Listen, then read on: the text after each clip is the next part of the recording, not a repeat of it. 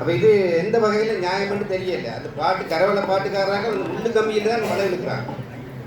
அது ஆனந்த அப்ரூவல் கொடுத்தது அது தெரியல. கரவலையால் எல்லாம் தெரியாது, ஏடியில் கேட்டால் தெரியாது, எஃப்ஐட்ட கேட்டால் தெரியாது, என்ன தெரியுது இல்லை. வேலி அடைச்சது நிறைய காணிகள் வந்து தனியார் காணிகள் தான் அடையாளப்படுத்தப்பட்டிருக்கு. கடலுக்கு பக்கத்தில் அவங்களெல்லாம் டிக்ளரேஷன் ரீச் வச்சிருக்கிறாங்க. எங்களுக்கு வந்து எங்களோட இதன்படி என்னன்னா லேண்ட் டைட்டில் செட்டில்மெண்ட் டிபார்ட்மெண்ட் வந்து எங்களுக்கு அளந்து இது அரச காணியா தனியார் காணின்றதை உறுதிப்படுத்த மட்டும் அது தனியார் காணி அல்ல, அது கரவலை பாட்டு காணி. அது தெளிவாக தெரியும், எங்களுக்கு தெளிவாக தெரியும். என்னென்னு சொன்னால் கடந்த 2 வருடங்களுக்கு முன்பு அந்த காணி அடைக்க வரும்போது ஏடியாக்கள் வந்திருந்தாங்க, எஃப்ஐஆக்கள் வந்திருந்தாங்க. அதை கரவலை பாடுதான்னு சொல்லியாண்டு அதை அடைக்க விட இல்லை. ஆனால் இப்போ வந்து யாருன்னு தெரியல, அடைச்சிட்டு இருக்கிறாங்க. நான் படம் போட்டு அனுப்பியிருக்கிறேன். ஏரி உங்களுக்கு நடுக்குடா சந்தி நடுக்குடாவோட சேர்த்து இது இந்த பிரிவு கிராம சபையாளர் உறுதி வச்சிருக்கோம். ஜிஎஸ் இருக்கிறீங்களா? இந்த இவர் சொல்ற பகுதி ஜிஎஸ் சும்மா ஜிஎஸ்ஆ கடற்கரையிலிருந்து 137 மீட்டர் வந்து கரவலை சொந்தம். அப்போ அது கரவலை பாட்டுக்குரிய இதை எடுத்து கெசட்ல இருக்கு. அப்பதான் தனியார் அடைக்கணும். சவுத் பார்ல இந்த பிரச்சனை நடக்குது. அது அந்த கடல்ல இருந்து 137 மீட்டர் அந்த கரவலைக்குரிய பாடு இந்த மன்னார்ல உள்ள கரவலை பாட்டுக்குரிய இல்லை. இப்போ நீங்கள் திணைக்களம் சொல்ற எல்லைக்குள்ளுக்கு போனால் திணைக்களம் நடவடிக்கை எடுக்க முடியாது அவங்களால. இதில் வந்து என்னண்டா, இதில் வந்து இப்போ முக்கியமாக இப்போ வின்பவர் போட்டிருக்கு தானே. வின்பவர் போட்டதால் வின்பவர் வந்து தங்களுக்குன்னு சொல்லி சொந்தமாக ஒரு பாதை போட்டாங்க. அந்த பாதை வந்ததால் மிச்ச உலையரும் பாதை கிஞ்சலாம் வேலி அடைச்சிட்டாங்க. அதே மாதிரி சவுத் பார்ல இருந்து தாழ்வாடு மட்டும் இப்போ புதுசாக ஒரு பாதை போட்டிருக்கு. பாதையை தாண்டியும் சில பேர் படம் வச்சுக்கிறாங்க, எல்லோரும் வச்சுக்கிறாங்க, காணி வச்சுக்கிறாங்க. இவ்வளோ நாளும் காணிக்காரங்க அடைக்கையில் இவங்க இழுத்தாங்க. இப்போ காணிக்காரங்க காணிக்கு பெருமதி வரக்கூடிய ரோட் அவர் சொல்ற மாதிரி அந்த 137 மீட்டர் உள்ளுக்கா போகுது.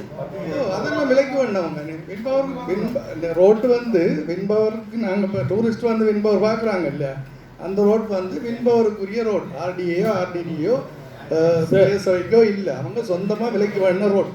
அந்த ரோட் விலைக்கு வேண்டதால அது மட்டும் இப்போ இவங்க பாடு வரலாம். இந்த கரவலை பாடு சம்பந்தமான விளக்கம் நான் சொல்கிறேன். அவர் கலைக்கிற ஆரம்பம் எங்களுக்கு தெரியல. நான் மன்னார் மாவட்ட மீனவ சம்மேளன தலைவர். என்னென்னா ஓலத்தொடுவால் ஈகிள் ஐ இன்டர்நேஷனல் நெட்வொர்க்னு சொல்லி ஒரு இடத்தை 600 ஏக்கர் தொடக்கம் ஆயிரக்கணக்கான ஏக்கர் வேண்டிக்கிறாங்க. அது அநேகமாக மன்னார் மாவட்டத்தை சேர்ந்த ஆள் இல்லை, அது கிழக்கு மாவட்டத்தை சேர்ந்தவர். 600 ஏக்கர் ஒரு தனியார் வேண்டுன்னு சொல்கிறது எங்களுக்கு சாத்தியம் இல்லை. அது கிழக்கு மாவட்டத்தை வந்து இங்கே வேண்டிக்கிறாங்க. அப்போ இங்கே பரம்பரை காணி அவங்கள்ட்ட இல்லை. அடுத்த விஷயம் என்னென்னா, இந்த ரோட் போட்ட விஷயம் வந்து 137 மீட்டருக்குலாம் ரோட் போட்டிருக்கு. வேண்டு பண்ண நீங்கள் போய் பார்க்கலாம். இப்போ சவுத் பார்க்கில் இருக்கிற ரோட் வந்து 137 மீட்டர் கூட ரோட் போகுது.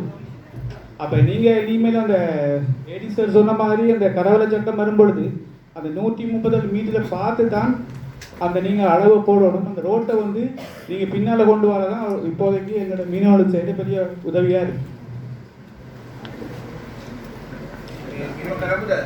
මට හිතෙන්නේ මේ ප්‍රශ්නයක් ලොකු ප්‍රශ්නයක්.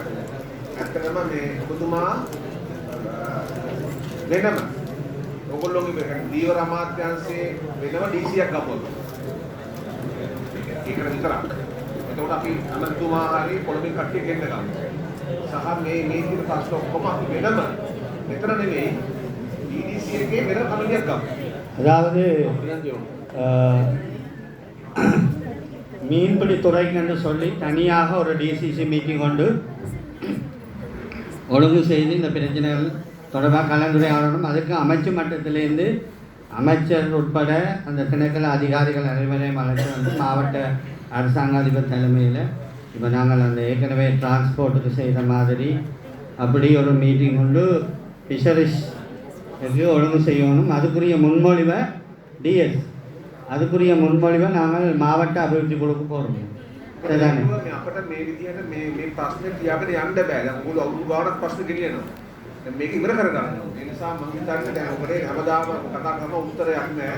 ඒ නිසා ඇමතිවරයා, ලේකම්වරයා කට්ටිය කැඳවලා මාදල් කට්ටිය නේද? ඊට පස්සේ සාමාන්‍ය දීවර කට්ටිය, දීවර තුපුල් කට්ටිය, අදාළ කට්ටිය කැඳවලා වෙනම පැය දෙක තුනක වෙනම TDCයක් ගමු. சார் அனைவருக்கும் வணக்கம். இப்போ